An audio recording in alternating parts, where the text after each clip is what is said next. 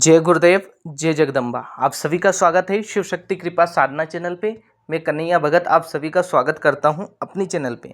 आज का जो वीडियो है वो अप्सरा साधना के लिए, जो कि साधकों के प्रश्न है, क्या बिना ब्रह्मचर्य रहे अप्सरा साधना की सिद्धि कर सकते हैं। तो पहले मैं आपको पहले प्रश्न का उत्तर दूंगा। बिना ब्रह्मचर्य का पालन किए बिना आप अप्सरा की पूर्ण रूप से सिद्धि नहीं कर सकते। अब लोगों का ये भी प्रश्न है कि हम 3 वर्ष तक क्या ब्रह्मचर्य का पालन करना अनिवार्य गृहस्थ में रहकर।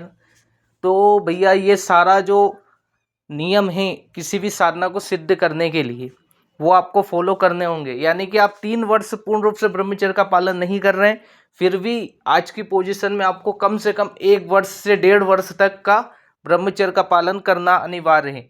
और अप्सरा की साधना करते हुए तब जाके अप्सरा की सिद्धि आप प्राप्त कर सकते हैं। दूसरी बात जो कि साधकों के प्रश्न है कि हम घर पर रहकर अप्सरा की सिद्धि प्राप्त कर सकते हैं, क्या अप्सरा को सिद्ध कर सकते हैं। तो दूसरी बात ये और आपको बता दूं कि अप्सरा की अगर आप सिद्धि चाहते हैं तो आपको घर का त्याग करना होगा। आपको उस स्थान पे जाना होगा, उस वातावरण में रहना होगा जहाँ पर आप अप्सरा की सिद्धि कर पाएंगे। यानी कि घर का त्याग करना अनिवार्य है।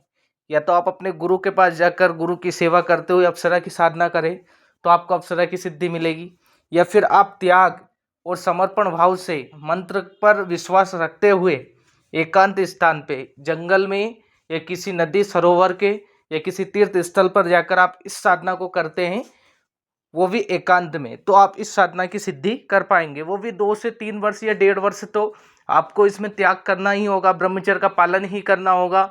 भूमि शयन, सात्विक आहार और भी चीज़ जो आप चरण बाय चरण जाएंगे तो उसमें भी आपको बहुत सी चीज़ आपके अंदर से ही बिल्कुल विरक्त भाव आएगा। तब जाके आप इस साधना को सिद्ध कर पाएंगे, तभी वो साधना आपको सिद्ध होगी, तभी वो साधना पूर्ण रूप से आप सिद्ध कर सकते हैं और सिद्ध कर पाएंगे। दूसरी बात पूछते हैं कि हम गृहस्थ में रहते हुए भी इस साधना को सिद्ध कर सकते हैं।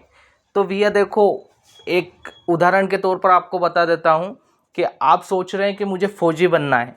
फौजी के लिए आप पढ़ाई करते हैं, पढ़ाई करने के बाद आपको ट्रेनिंग में जाना होगा, उसके लिए भी आप घर का त्याग करते हैं।